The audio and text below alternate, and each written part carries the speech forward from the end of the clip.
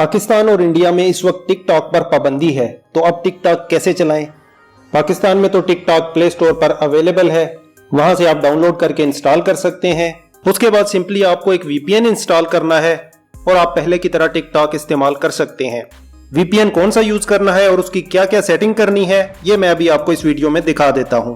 लेकिन इंडिया में अगर आप टिकटॉक को वीपीएन के जरिए चलाना चाहते हैं तो अगर आपके पास नया फोन है फिर तो ठीक है, वरना आप अपने फोन को फैक्ट्री रीसेट कर लें। रीसेट की जरूरत इसलिए है क्योंकि टिकटॉक को मोबाइल की हार्डवेयर आईडी से ब्लॉक कर दिया गया है। रीसेट करने के लिए सेटिंग्स में जाएं और उसके बाद अबाउट फोन पे टैप करें और यहां से आप अपने मोबाइल को रीसेट कर सकते हैं। रीसेट के बाद टिकटॉक को डाउनलोड करके इंस्टॉल करें। एंड्रॉइड यूजर्स अपने फोन के ब्राउजर से सर्च करें टिकटॉक एपीके। यहां पहले ही लिंक apkpure.com पे टैप करें। यहां से आप टिकटॉक को डाउनलोड करके इंस्टॉल कर सकते हैं। इसके बाद आपको वीपीएन इंस्टॉल करना है। उसके लिए प्ले स्टोर में जाएं और सर्च करें टर्बो वीपीएन।